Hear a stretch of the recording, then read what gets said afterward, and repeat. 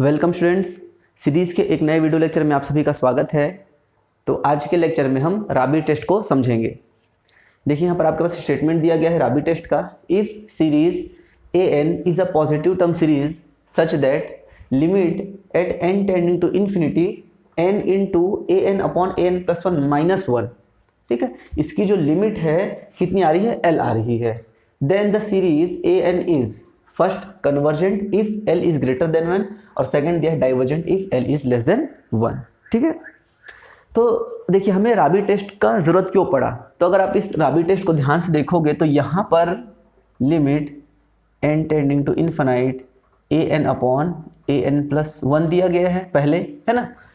तो और ये वाला जो टेस्ट है वो कौन सा टेस्ट कहलाता है, ये जो limit N tending to infinity A N upon A N plus one, इसकी लिमिट जब एल आती है और एल का मान अगर एक से बड़ा है तो हम बोलते हैं कन्वर्जेंट है, एल का मान एक से छोटा है तो बोलते हैं कि डाइवर्जेंट है।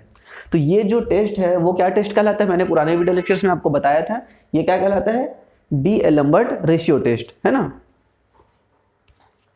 तो कभी भी अगर आपसे कोई क्वेश्चन पूछा जाए और अगर d'Alembert ratio test fail हो जाए तब आप क्या करोगे, तब आपको राबी टेस्ट का यूज़ करना है, ठीक है।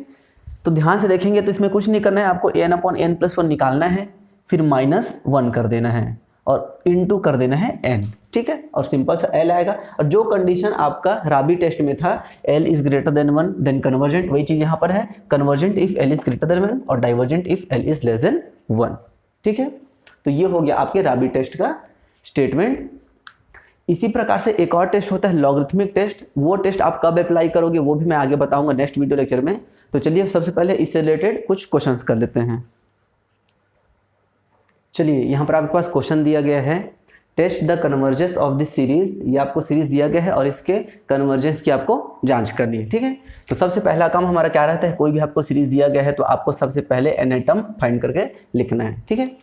तो यहाँ पर ध्यान से देखेंगे आप, तो पहले क्या है, x square x cube x की पावर 4, ठीक है। तो अगर मैं पहले टर्म को छोड़ देता हूँ, क्योंकि पहले टर्म को लेने से आपका सीरीज नहीं बन पाएगा, तो पहले टर्म को आप क्या कर देते हैं, त्याग कर देते हैं। तो रिमूविंग फर्स्ट टर्म या फिर प्रथम पद को त्यागने पर, अब आप ध्यान से देखोगे तो वन पे क्या आ रहा है, वन, टू पे क्या आ रहा है, देखिए ये थोड़ा सा अलग टाइप का सीरीज है ना, वन पे वन आ रहा है, टू पे क्या आ रहा है, वन और थ्री दोनों आ रहे हैं। ध्यान देंगे ना इस चीज़ को, पहले वन है फिर दूसरे में वन और थ्री दोनों आया है, उसके बाद 1 3 5 तीनों आया है। तो अब ध्यान देंगे पहले पद में 1 आया, दूसरे में 1 और 3 आया, फिर 1 3 5 आया, तो एनवे में क्या आएगा, 1 3 5 7 ये सब आएंगे। और कौन आएगा लास्ट में, देखिए ये कौन सा पैटर्न है, 1 पे 1 3 5, मतलब ये क्या है 2n माइनस 1, क्लियर है। अपॉन, ध्यान देंगे पहले क्या होता था, हम सीधा इस वाली चीज को लिखते थे 2n माइनस 1 को, उस केस में क्या होता था 1 3 5 दिया रहता था। यहाँ पर देखो 1 के साथ क्या है 1 इंटू 3 आया, फिर 1 इंटू 3 इंटू 5 आया है। तो इस केस में हम डायरेक्टली इसको नहीं लिख सकते, हमको हर टर्म को एक साथ लेना पड़ेगा, क्योंकि पहले 1 था, फिर 1 में 3 का गुणा हुआ, 1 में 3 और 5 का गुणा हुआ, मतलब एनवे में क्या होगा 1 3 5 7 9 11 ऐसा करते जाएगा, और किसका गुणा होगा 2n माइनस 1 का, ठीक है। एक्स की पावर क्या है, 1 पे 2 है, 2 पे 3 है, 3 पे 4 है, तो x की पावर n प्लस 1 हो जाएगा, ओके। वैसे ही नीचे को देखिए ध्यान से आप,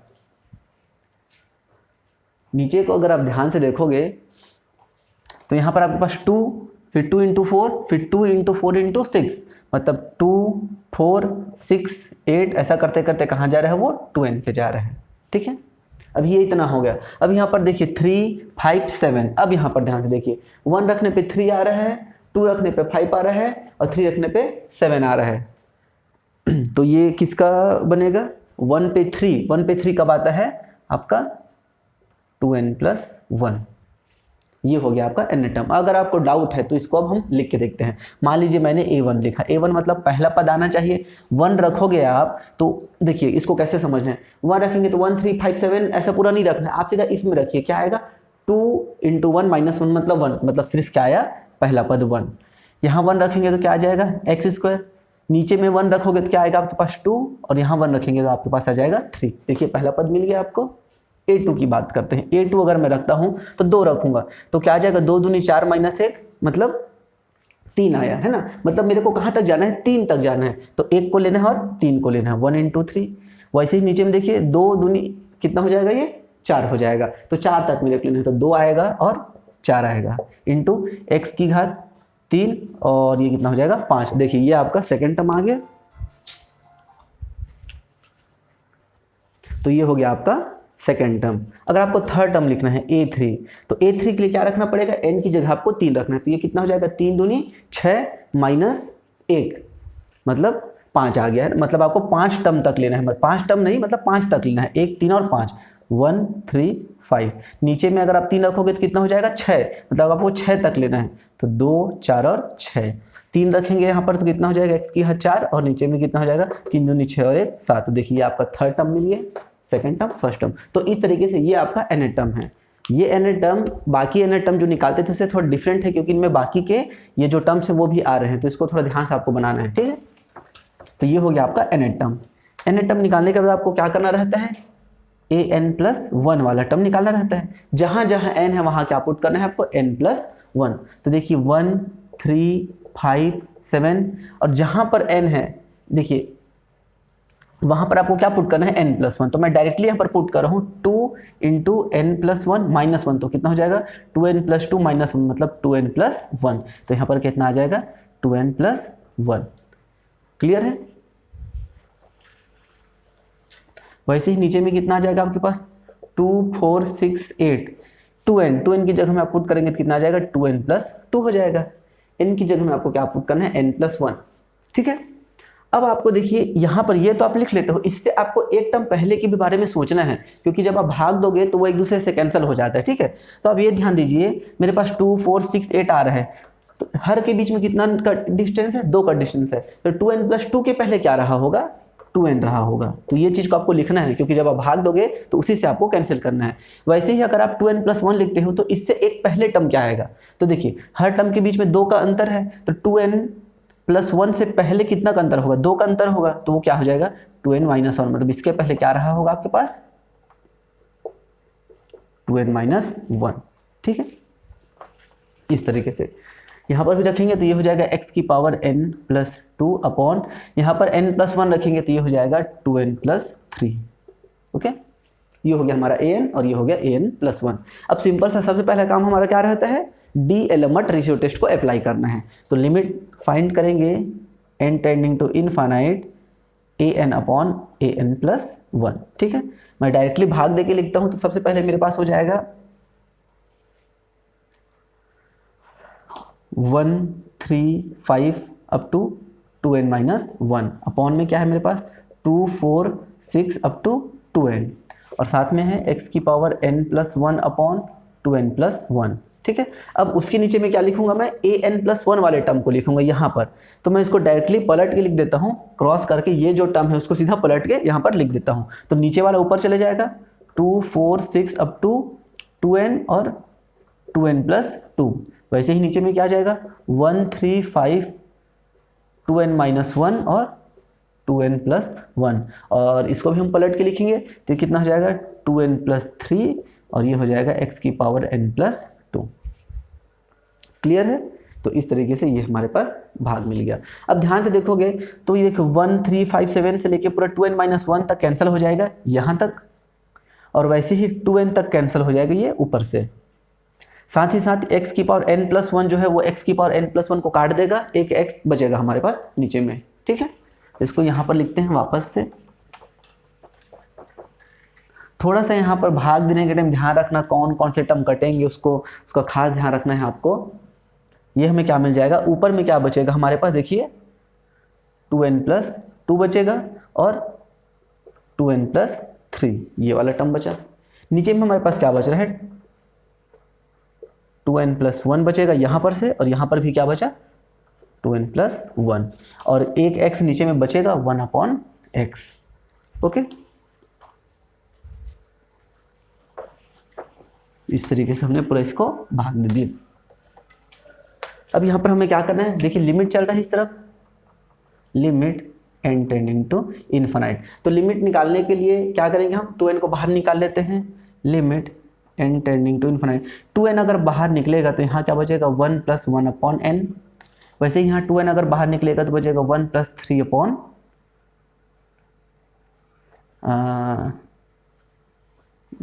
ये कितना हो जाएगा यार, 6/n, नहीं 3/2n ये बचेगा, ठीक है। नीचे में क्या हो जाएगा 1 + 1/2n और ये हो जाएगा 1 + 1/2n। हाँ, ये तो आपस में स्क्वायर भी लिख सकते थे। और ये 1/x, ये 2n से 2n कैंसिल हो गया, n tending to infinite put करेंगे तो क्या मिलेगा 1 + 0 1 + 0 1 + 0 1 + 0, मतलब ये सिंपली क्या मिलेगा आपको, पूरा 1 मिलेगा और नीचे में x। तो l का मान कितना आया आपका 1/x आ गया, ठीक है।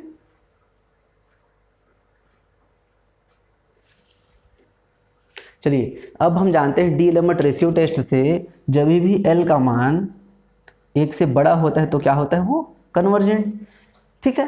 तो 1 से बड़ा मतलब l का मान 1 से बड़ा होना चाहिए, है ना, मतलब l का मान कितना है 1/x है, तो 1/x का मान 1 से बड़ा होना चाहिए। तो यहाँ से क्या मिलेगा आपको, x का मान, जब x उधर पे ट्रांसफर हो जाएगा तो x का मान 1 से जब भी छोटा होगा तब वो कैसा होगा, कन्वर्जेंट, ठीक है। वैसे ही l का मान जब भी 1 से छोटा होता है तो क्या होता है, वो डाइवर्जेंट। तो l का मान यहाँ पर कितना है 1/x है, 1/x इज लेस देन 1, तो यहाँ से हमको क्या मिलेगा, x उधर जाएगा तो 1 इज लेस देन x, तो मतलब x का मान 1 से जब भी बड़ा होगा तब सीरीज कैसा हो जाएगा आपका, डाइवर्जेंट, ठीक है। लेकिन जब भी आपका मान x का मान 1 आ जाए तो l का मान 1 आ जाएगा, उस केस में आपका टेस्ट फेल हो जाएगा, ठीक है। अब जब टेस्ट फेल हुआ मतलब अब हमको नए रिजल्ट का यूज करना पड़ेगा। क्लियर है, यहाँ तक आपको समझ में आया? ये चीज को थोड़ा ध्यान से समझना, ध्यान से देखना। बुक में हो सकता है कि un+1/un निकाला हो, ठीक है, हमने an/an+1 निकाला है, तो बुक से थोड़ा सा ध्यान से देखना। बुक में कुछ चीज़ों को, रिजल्ट को आगे पीछे किया गया है, कंफ्यूज नहीं होना है। बड़ा छोटा देखो, ये इससे मैटर नहीं करता, आपका मेन आंसर ये है। आप बुक में देखोगे तो बुक में आपके पास un+an+1/an फाइंड किया है, ठीक है, बुक में वो चीज़ फाइंड किया है और उसको सॉल्व किया है। मैंने क्या किया है, an/an+1 फाइंड किया है। तो आपको उससे मतलब नहीं है, आपको मेन इस चीज़ से, आप आंसर मैच करोगे तो x कन्वर्जेंट होगा यदि x का मान 1 से कम होगा और x डाइवर्जेंट होगा यदि x का मान 1 से ज़्यादा होगा। यही चीज़ आपको बुक में मिलेगा, ठीक है। अब 1 पुट करने पे आपका टेस्ट फेल हो जाता है, तो 1 पुट करने पे अगर टेस्ट फेल हो जाए तो अब हम क्या करते हैं, एक काम आप ऐसा कर सकते हो, सहायक श्रेणी वाला। लेकिन एक चीज़ ध्यान रखना, जब भी ऊपर और नीचे का पावर सेम हो, जैसे कि अगर आपने x का मान 1 पुट किया यहाँ पर, है ना, एक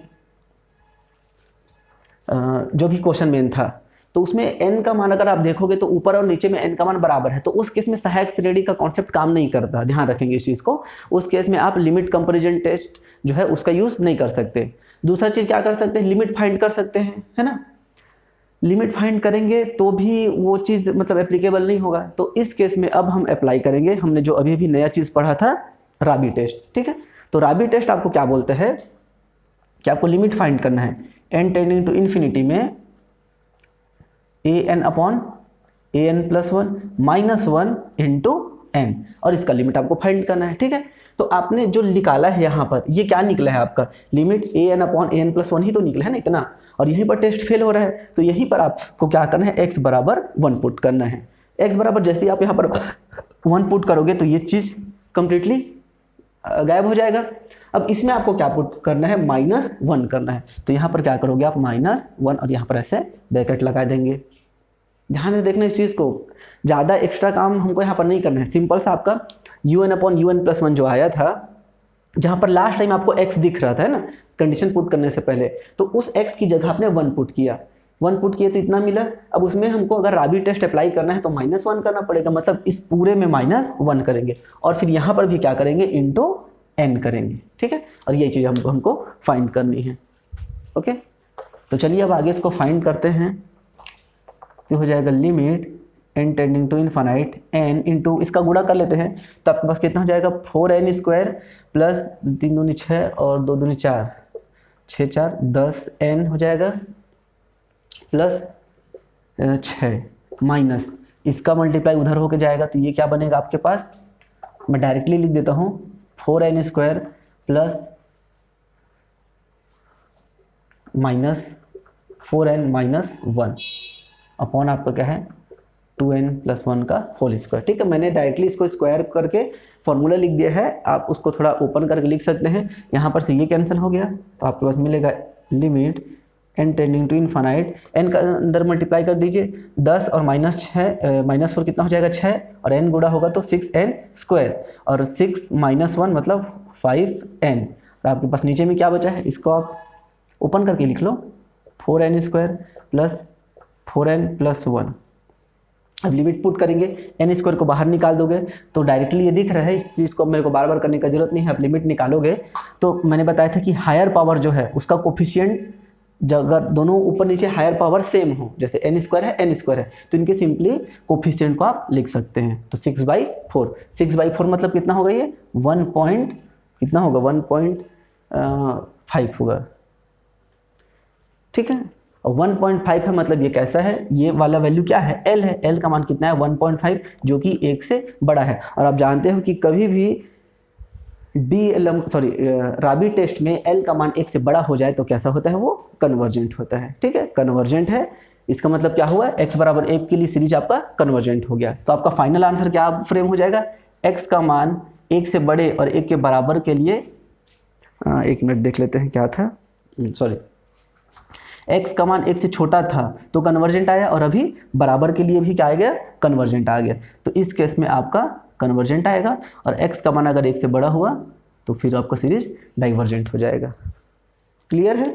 तो इस तरीके से आपको क्वेश्चंस बनाना है, सिंपल सा। पहले आपको राबी आपका जो डी-एलेम्बर्ट रेशियो टेस्ट है वो आपने अप्लाई किया, जहाँ पर आपका केस फंसा 1 पे टेस्ट फेल हुआ, उस 1 को आप जो लिमिट निकालते हैं उसमें पुट कर दीजिए, -1 कर दीजिए, और सामने में n का गुणा कर दीजिए। ध्यान रखेंगे ऊपर में n का गुणा होता है, फिर सिंपल से उसको सॉल्व करना है, डेफिनेटली आपका आंसर यहाँ से आ जाएगा, ठीक है।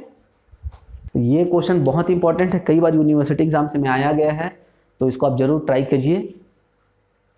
चलिए नेक्स्ट क्वेश्चन आपके पास दिया गया है, ये सीरीज आपको दी गई है और आपको इसके कन्वर्जेंस की जांच करनी है, ठीक है। तो सबसे पहला काम, जैसा मैं बोलता हूँ हमेशा, हमारा सबसे पहला काम होता है एनाटॉम को लिखना, ठीक है। तो सबसे पहले तो आप खुद से ट्राई करिए क्या आप इसका एनाटॉम को लिख पाते हैं या नहीं, ठीक। तो यहाँ पर अगर आप देखोगे तो फिर से अगर आप पैटर्न अगर बनाने की कोशिश करोगे तो पहले टर्म को छोड़ दीजिए। कई बार क्या होता है ना, पहला टर्म कई बार हो सकता है शुरू के 2 टर्म को छोड़ना पड़ जाएगा, या हो सकता है इनको ऐसे अरेंज करना पड़ेगा। तो ये चीज़ टोटली आपको प्रैक्टिस से होगा, आपको समझ में आएगा कि कैसे करना है। तो यहाँ पर देखिए, यहाँ पर 2² आया था भाई, यहाँ पर तो कुछ है नहीं, और ये इवन नंबर से शुरू हो रहा है, तो डेफिनेटली यहाँ पर 0 होता है, तो 0 से तो ये बन नहीं सकता है ना। 0 अगर आप लिख दोगे तो पूरा टर्म 0 हो जाएगा।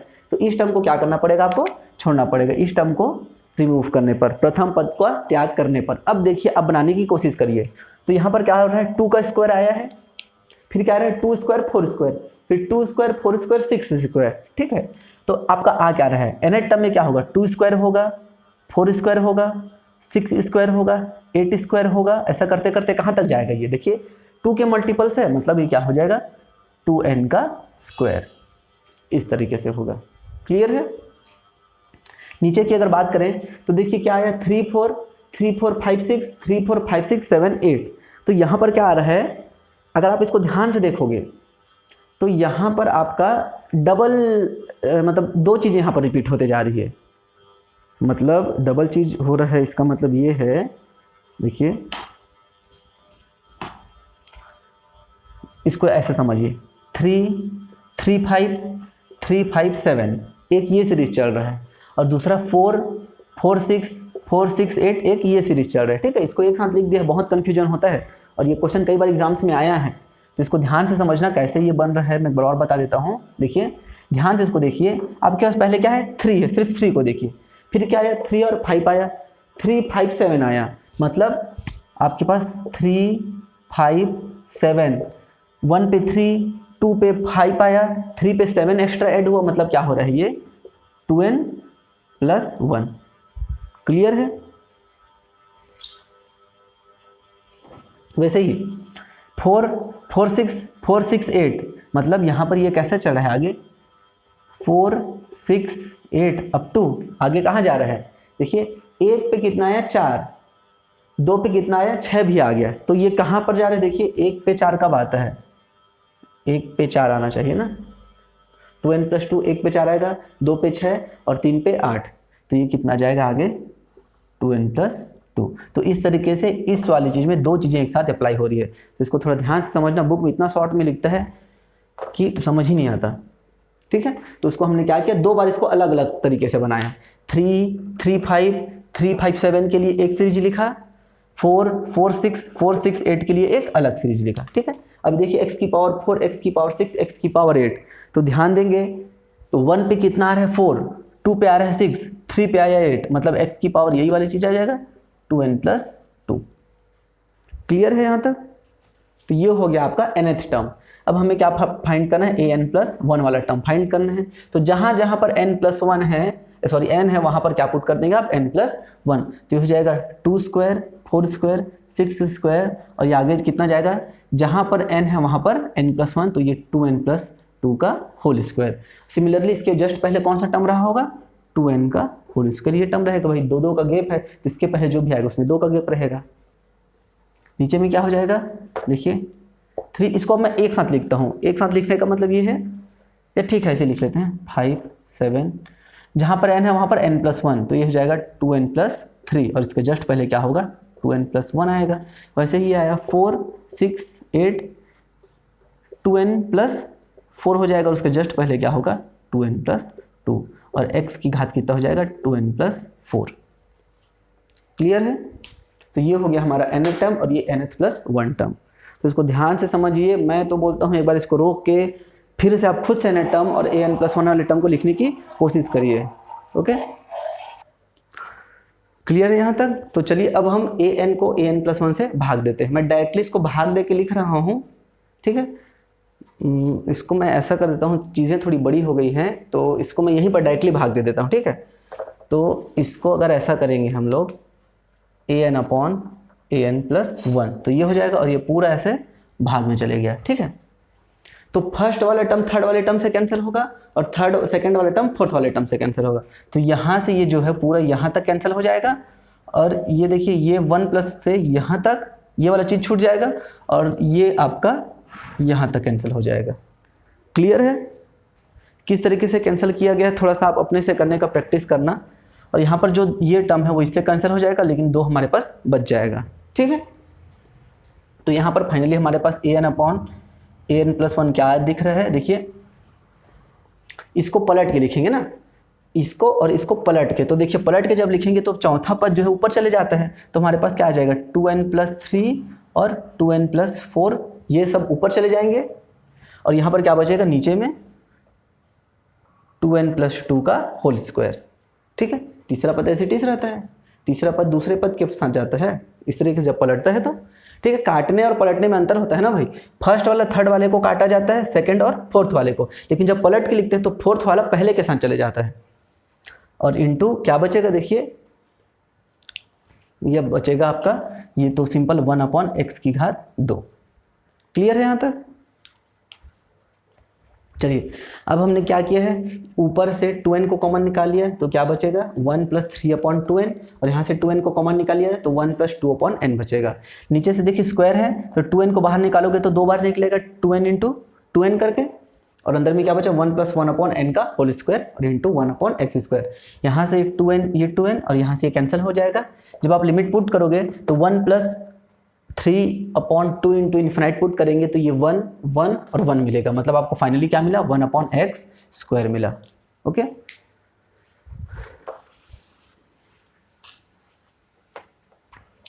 तो यहाँ पर देखिए अब आपके पास क्या हुआ, ये आपका मान क्या आता है, l। अब देखिए l का मान जब भी 1 से बड़ा होगा, आपने क्या लगाना है यहाँ पर, DL रेशियो टेस्ट लगाना है। तो l का मान अगर 1 से बड़ा है तो क्या हो जाएगा, कन्वर्जेंट। तो यहाँ से क्या आएगा, l का मान x² का मान 1 से छोटा होने चाहिए, तब आपका क्या होगा, ये कन्वर्जेंट होगा। वैसे ही l का मान क्या है, x², अगर ये 1 से छोटा होगा तब क्या कंडीशन बनेगा, 1 > x², और उस केस में क्या बनेगा, ये डाइवर्जेंट हो जाएगा। क्लियर है?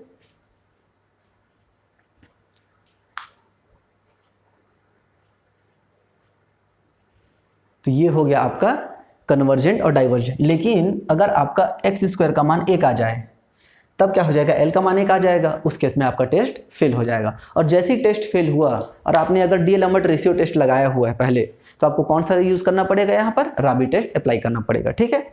तो राबी टेस्ट कहाँ पर अप्लाई करते हैं, मैंने आपको बताया था, जहाँ पर लास्ट टाइम आपको x दिखता है, तो यहाँ पर मैंने तो इसको मिटा दिया था, इस चीज़ को मैं वापस लिख देता हूँ। देखिए यहाँ पर हमारे पास क्या आया था, limit n tending to infinite an upon an plus 1। आपके पास क्या आया था यहाँ पर, लिमिट n टेंडिंग, यहाँ पर आपके पास आया था 2n प्लस 1 2n प्लस 3 था या 4 था एग्जैक्टली मेरे को ही याद नहीं आ रहा, नहीं ये शायद 3 था और ये शायद 4 था, और यहाँ पर आया था 2n प्लस 2 का स्क्वायर और यहाँ पर 1 अपॉन एक्स स्क्वायर। तो इस चीज़ के पास आपको वापस जाना है। टेस्ट फेल कहाँ पर हो रहा है, एक्स स्क्वायर का मान जहाँ पर 1 है, तो इसको यहाँ पर आप पुट कर दीजिए। तो एक्स स्क्वायर का मान आप 1 पुट करोगे तो ये चीज़ को ऐसे मिटा के लिखा जा सकता है। ठीक है, अब यहीं पर आपको क्या करना है, दोनों पक्षों में -1 कर देना है, मतलब -1 और n का गुणा कर देना है, यहाँ पर n का गुणा कर देंगे। अब सिंपल से जैसा आप सॉल्व करते हैं वैसे तो सॉल्व कर लीजिए। l का मान आपका आ जाएगा limit n tending to infinite, इसको गुणा करने पे कितना हो जाएगा, 4n स्क्वायर प्लस 4 दूनी 8 और 3 दूनी 6, 8 6 14n प्लस 12 माइनस हो जाएगा 4n स्क्वायर प्लस 2 दूनी 4 दूनी माइनस हो जाएगा क्योंकि माइनस है, माइनस 8n माइनस 2 दूनी 4 अपॉन में क्या है आपके पास 4n square plus 8n plus 4, यहाँ से ये कैंसिल हो जाएगा। अच्छा सामने में यहाँ पर n बचा हुआ है ना, उसको ध्यान रखना।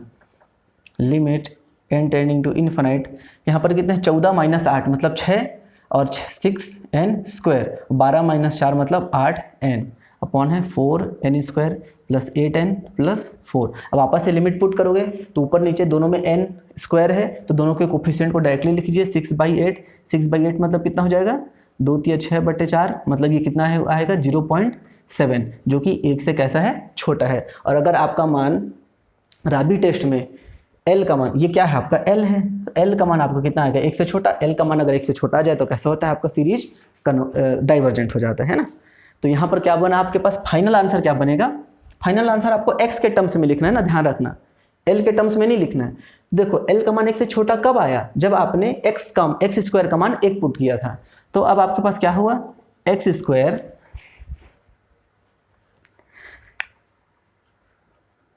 कन्वर्जेंट होगा, है ना। अभी सारी 1 मिनट यार, थोड़ा सा मिस्टेक हो गया क्या इसमें, 1 से छोटा आया है ना हमारा मान। अच्छा हाँ, यहाँ पर गलती हो गया है ना, मैं भी क्या कर रहा हूँ, हाईएस्ट और ये 4 है ना 4, तो आपको कितना हो जाएगा 3/2, 3/2 हुआ मतलब 1.5 आया है ना। 1.5 का मतलब क्या है, 1 से बड़ा। तो L का मान कैसा आया, 1 से बड़ा हो गया। देखिए छोटा छोटा मिस्टेक हो जाता है, पूरा सॉल्व किए लेकिन यहाँ पर गलती कर दे रहे थे, तो इसको ध्यान रखना। ठीक है, 2 कम 2 2 पंचे 10। ठीक है, तो L का मान 1 से बड़ा आया। L का मान जब भी 1 से बड़ा आता है तो राबी टेस्ट में क्या होता है, वो कन्वर्जेंट हो जाता है। ठीक है, तो एक्स स्क्वायर का मान जब आपका 1 से बड़ा था तब आपका क्या आ रहा था, कन्वर्जेंट, है ना। एक्स स्क्वायर का मान जब भी 1 से नहीं सॉरी 1 से छोटा, 1 से छोटे पे आपका क्या आ रहा था, कन्वर्जेंट आ रहा था, इससे पहले जो हमने लिखा था। और अभी एक्स स्क्वायर का मान जब आपने 1 पुट किया तो भी आपका कैसा आ रहा है, कन्वर्जेंट। तो इसको यहाँ पर से मैच करेंगे।